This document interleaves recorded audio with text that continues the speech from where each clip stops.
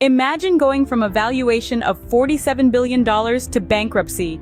How does that even happen? Picture this, a startup called WeWork, a promising unicorn that took the corporate world by storm. It's a company that revolutionized the concept of shared workspaces, creating a community around co-working like never before. Their innovative business model and stylish office spaces attracted entrepreneurs and businesses of all sizes, propelling WeWork to dizzying heights in no time. In its prime, WeWork was more than just a company. It was a phenomenon, a symbol of a new age of work culture. The company's valuation soared to an astronomical $47 billion, making it one of the most valuable startups in the world. But then, almost overnight, this shining star fell from grace. From a valuation of $47 billion, WeWork plunged into bankruptcy, leaving the corporate world baffled and intrigued. So what went wrong with WeWork? Let's dive into the story. In the beginning, WeWork seemed invincible. A beacon of innovation, its concept was nothing short of revolutionary. WeWork, founded in the year 2010, sought to redefine the traditional office space and in doing so attracted a diverse range of entrepreneurs and investors. The business model was as unique as it was effective. WeWork would lease office spaces, transform them into modern, vibrant shared workspaces, and then release them to startups, freelancers, and even established businesses. This model was not just about real estate, it was about creating a community, a place where ideas could be born and nurtured. In the span of a few short years, WeWork grew at an astounding pace. From a single location in New York City, it expanded across the globe. By the year 2016, WeWork had over 100 locations worldwide. Each new opening was met with excitement and anticipation, and it seemed as though the company could do no wrong. Investors were captivated by WeWork's rapid growth and the promise of a new way of working. The company's valuation skyrocketed, reaching a staggering $47 billion by the year 2019. WeWork was hailed as the next big thing, a unicorn among startups, and its co-founder Adam Neumann was seen as a visionary. But with this rapid ascent came an equal amount of scrutiny. The company's finances were questioned, with many wondering how a company that primarily rented office space could be worth so much. Critics were skeptical of WeWork's lofty goals and its ability to turn a profit in the long run. Yet despite the skepticism, WeWork continued to grow and expand, seemingly oblivious to the increasing doubts surrounding its business model and valuation. This period of immense growth and success would, however, be short-lived. But as they say, what goes up must come down. As we will see in the next scenes, WeWork's meteoric rise was about to take a dramatic turn, leading to one of the most spectacular corporate downfalls of the 21st century. Despite the glittering success, there were warning signs. Let's rewind a bit.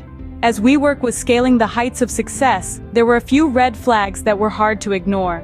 The first, and perhaps the most glaring of all, was the massive losses the company was incurring despite high revenues.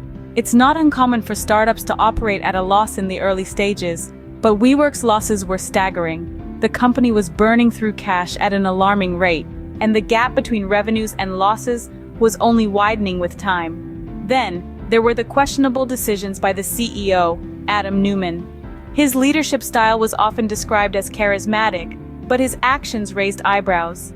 He trademarked the term "we" and then sold it back to the company for millions. He also had a penchant for making grandiose statements that seemed more aligned with a tech visionary than the head of a real estate company. And let's not forget the overvaluation concerns. WeWork was touted as a tech company, and it was valued like one too. At its peak, the company was valued at a whopping $47 billion. But was it really a tech company, or was it just a real estate company with a tech veneer? This overvaluation was a massive red flag, and many industry experts began questioning the sustainability of WeWork's business model. Then there was the company's governance structure, which heavily favored Neumann. He held a majority of voting rights, which meant he had an undue influence over the company's decision-making process. This lack of checks and balances was a major concern for potential investors. So despite the glitz and glamour of WeWork's success, these red flags were hard to ignore. The company was losing money, the CEO's decisions were questionable at best, there were concerns about overvaluation, and the governance structure was heavily skewed. It was a perfect storm of sorts. These red flags were indicators of a much bigger problem. The first domino fell when WeWork filed for an IPO. Now you might be wondering, what's the big deal about filing for an IPO? Well, it's like opening your closet door to the world and saying, "Hey, check out my skeletons." And boy, Did WeWork have some skeletons? The IPO filing was more than just a financial move. It was the moment that peeled back the curtain on WeWork's financial instability and leadership issues. The world got a front row seat to the financial roller coaster that was WeWork. A company once valued at $47 billion was now grappling with a reality that was far from its lofty valuation. But the financial instability was just one side of the coin. The other side was a leadership quagmire. The company's co-founder and CEO, Adam Neumann, who had been the charismatic face of WeWork, was now under scrutiny. His leadership style, which had once been praised as visionary, was now seen as eccentric and unprofessional. His personal financial dealings with the company raised more than a few eyebrows, and his grandiose vision for WeWork now seemed more like a delusion than a dream. The pressure mounted, and it became clear that change was needed at the helm. In a dramatic turn of events, Neumann was forced to step down as CEO. His departure marked the end of an era and the beginning of a tumultuous period for WeWork. The final straw was the withdrawal of the IPO. The company that had once been the darling of Wall Street was now a cautionary tale. Investors who had once been eager to jump on the WeWork bandwagon were now running for the hills. The withdrawal was not just a financial setback, but a major blow to the company's reputation. And just like that, the facade began to crumble. The downfall had begun, and it was a steep and slippery slope. But the story doesn't end here. Stay tuned as we delve deeper into the downfall and the final blow that pushed WeWork to the brink of bankruptcy.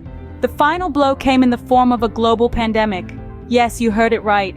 WeWork, already on shaky grounds, was dealt a devastating blow when the world was hit by COVID-19. This unforeseen crisis upended the entire business landscape, calling into question the very essence of shared workspace culture that WeWork was built on.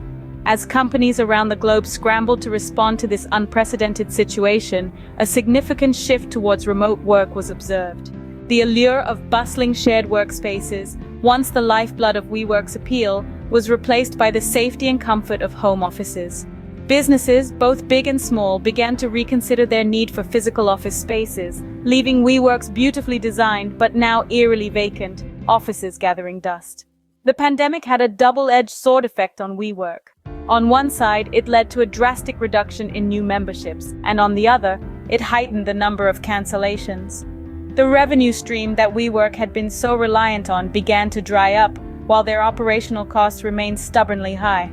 This shift in work culture was not just a temporary phenomenon, but signaled a long-term change. Companies discovered the advantages of remote work, from reduced overhead costs to increased employee flexibility, and many decided to make it a permanent arrangement.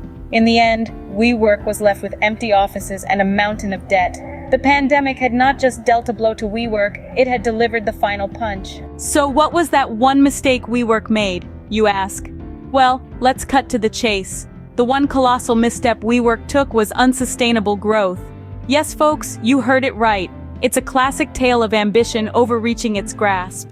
Imagine this. You're building a skyscraper. You're laying brick after brick, floor after floor, racing towards the sky. But you've ignored the foundation. It's shaky, unsteady, and before you know it, your towering skyscraper is teetering on the brink of collapse. That's exactly what happened to WeWork. They expanded at a breakneck speed, opening new locations around the globe. It was a meteoric rise, a dazzling spectacle of entrepreneurial ambition. But underneath this impressive expansion was a hollow foundation. Their financial bedrock was shaky at best, non-existent at worst. They were spending more than they were earning, and the cracks started to show. The company was like a ship sailing full steam ahead into a storm, ignoring the ominous clouds on the horizon. And when the storm hit, it hit hard. Their financial instability could no longer be ignored, and the company found itself on the brink of bankruptcy. In the end, WeWork serves as a reminder that rapid growth without sustainability can lead to a spectacular downfall. So remember, folks, ambition is a great driver, but without a solid foundation, it can lead you straight into a disaster.